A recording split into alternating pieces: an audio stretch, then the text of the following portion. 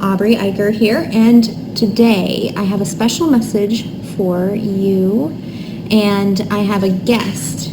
Her name is Lisa Hazelgrove, and her company is Lisa Healthy, and we're going to be delivering you 5 tips to improve your sleep. So sit back, enjoy, and we will see you soon. Hello and welcome to you. Aubrey Eicher here, and I have with me today Lisa Hazelgrove with Lisa Healthy. And Lisa, tell us what you do. Who are you? Well, it's funny because people think my name is really Lisa Healthy, and that is Right. So, I remember your name. It's Healthy, and I'm like, yeah, it is.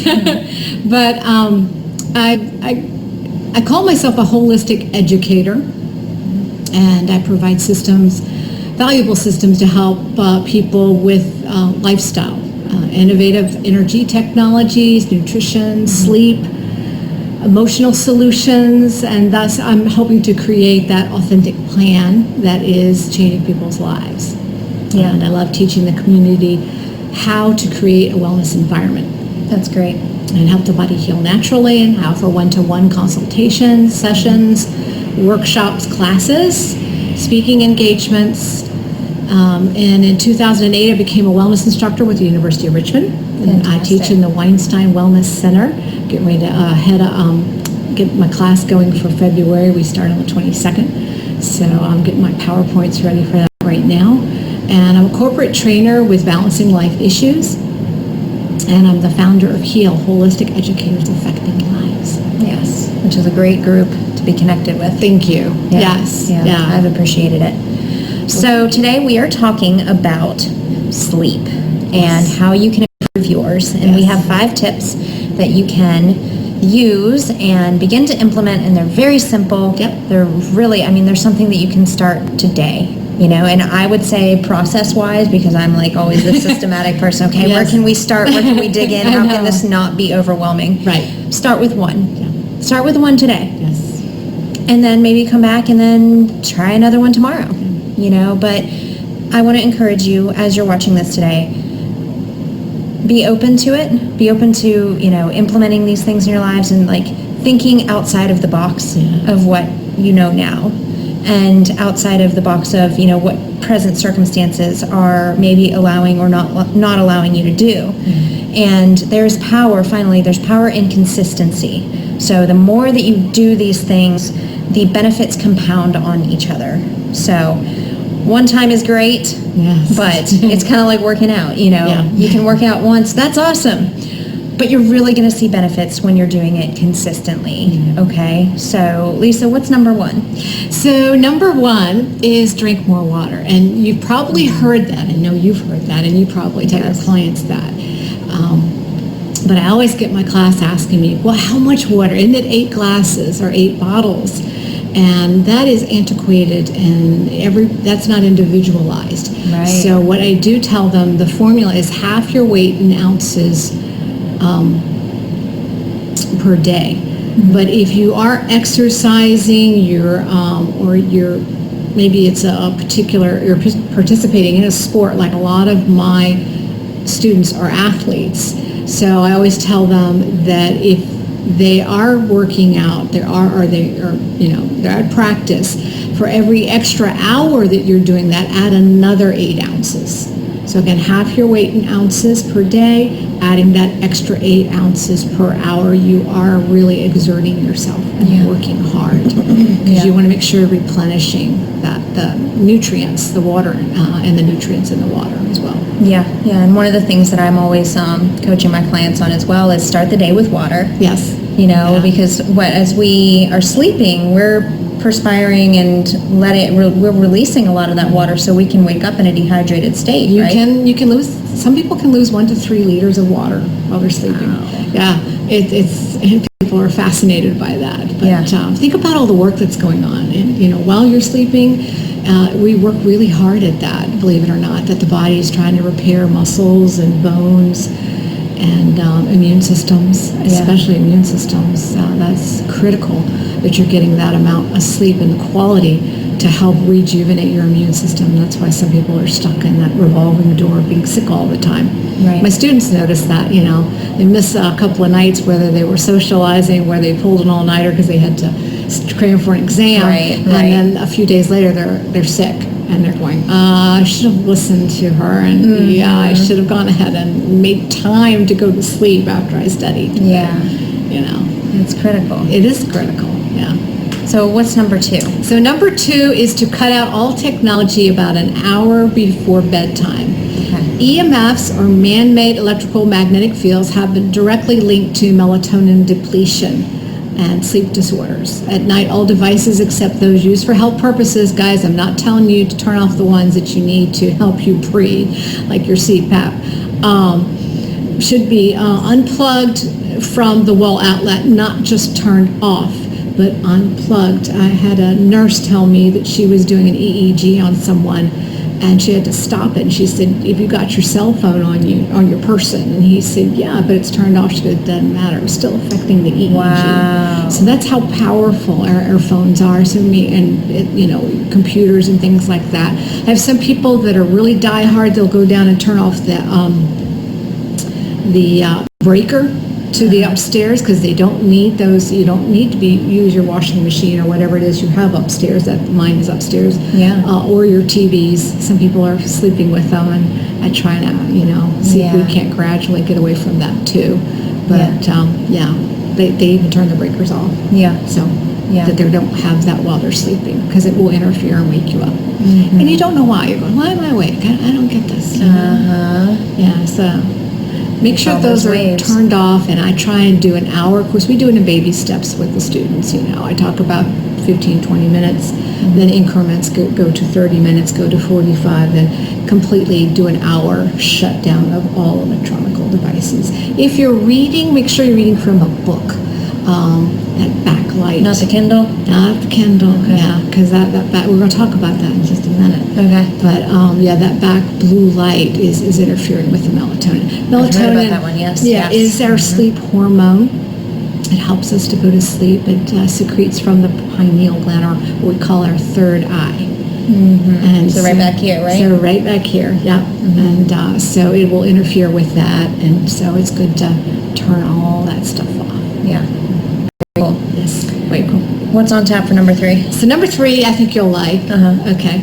Exercise improves sleep. Yeah. Yay! By producing a significant rise in body temperature, followed by a compensatory drop a few hours later. The drop in that body temperature, which persists for about 2 to 4 hours after exercise, makes it easier to fall asleep and stay asleep for you people that have insomnia. That makes a lot of sense. So that's good news for those of us who might work out after work. Yes. You don't want to work out too late, right? Don't want to work out too late, and age has a lot to do with that. I'm a good few years ahead of you on that.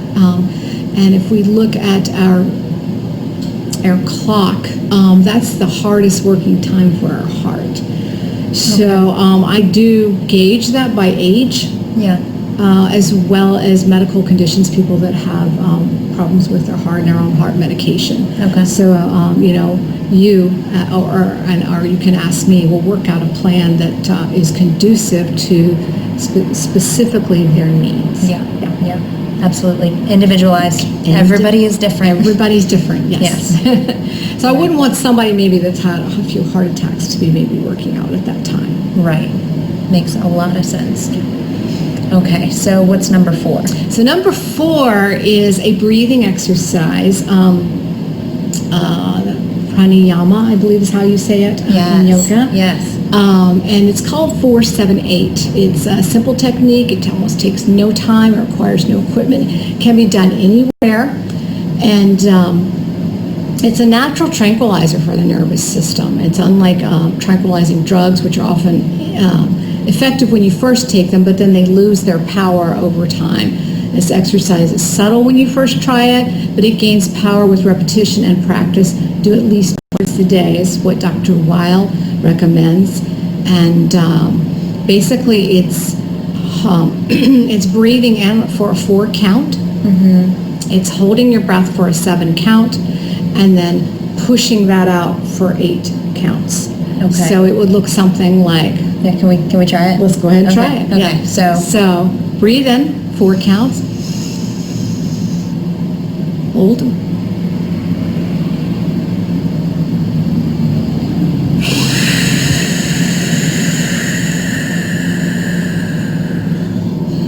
Felt a little like I didn't have enough breath to push out on that. Yeah, for 8. But with practice, what you're doing is you're building up that lung capacity. And we have a great capacity with our lungs that we're not utilizing.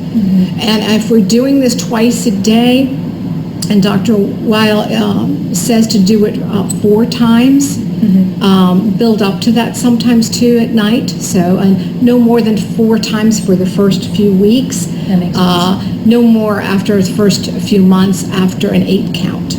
Okay. He said by then you should be used to this. Your lungs will start to expand. They'll start to breathe in better. You'll start to expel that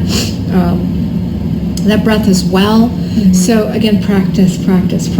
Yeah. And it's very Consistency. It's very good for the parasympathetic nervous system and calming that down. Yeah. Yeah. Very cool. Okay.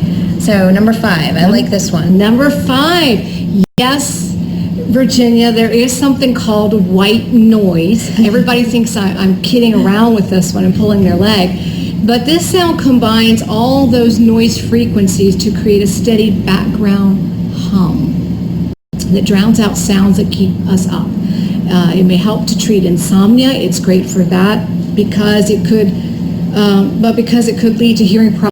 You want to skip the headphones while listening to the white noise. Instead, use that whirl of a fan or that noise machine as you nod off.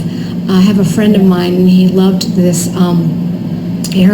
filtered air machine that I had, and he said it was that sound, that humming, that really lulled him to sleep. So it's that monotone, just consistent sound that's in the background that seems to. That's why people sometimes like a TV, but that's, it gets loud, it gets soft, it's not a consistent sound tone. Right. Whereas that whirl of the fan or an air machine or even a sound machine is much better because it's going to keep it consistent. Yeah. And my granddaughter loves the cricket sound, so she'll say, "Turn on the crickets" when I put her to sleep. So she's only 2, and she loves the crickets. Yeah. Brian and I will listen to something when we're going to sleep. I'm a big fan of this, and I got him into it too. He's like, I never listened to anything whenever I was sleeping. And I've done it for and I love 2 the years ocean. now. So I do the ocean. The ocean and the rainforest. Oh my goodness, you could lull me to sleep right now, probably. That's cool. I've also done thunderstorms. Thunderstorms, yeah. Not ones though with the big booms. Yes. Like it has to be specific to sleep. Yeah, and some people that's a little unnerving. So that's true. You have to find individualize. Find what works for you. Yeah. And lots of options. Lots of options. Yeah. Very cool. Well, there we have it. We've got 5 tips for improving your sleep. Okay. Number 1 was drink more water. Number 2 is to cut out all technology at least 15 minutes before bedtime to start. Baby steps. Get up to an hour one day. We'll work up to that. Start with 15 minutes. Okay. Number 3, we've got exercise. Okay. That's improving your sleep and your body temperature. Number 4 is the pranayama breathing. Okay. The 4, in 4, hold for 7, out for 8. Push it out. Force it out. Blow it out. Okay. Like you're trying to get all the candles out on the birthday cake. I have a lot of them. That's right. I do. I have a lot. I'm coming up on a big one this year. I have a lot. I will totally put 30 candles on that cake. I'm going to be 60 this year. So. Oh, hey! We're like half. Yeah. That's what half of me looks like. Very cool. Number 5, white noise. Find something that works for you, something that's soothing, and I would even say, you can turn that on before. Yeah, most before definitely. you're ready to just hit the sheets. Oh yeah, Okay. definitely. Yeah. Cool. All right. Okay. So, Lisa, how can the viewer get in touch with you if they have questions or anything like that? Oh, sure. You can call me. I know that's an antiquated terminology, but you can call me at 804-539-3251. I do answer text, yes. very So good. you can text me as well. You can send it to my email. It's lisa@lisahealthy.com. And my website is lisahealthy.com if you want to read about some of the blogs I've written about sleep too. Cool. Yeah. Yeah. I know you have a wealth of information on there. I do a lot of information, so yeah, Very don't get overwhelmed. Like you said, pick one thing at a time and go from there. Yeah. You don't have to change the world in a day. You don't have to change your world in a day. Just No. try little things here and there. We've all got life going on. Yes, we do. I'm absolutely understanding of that.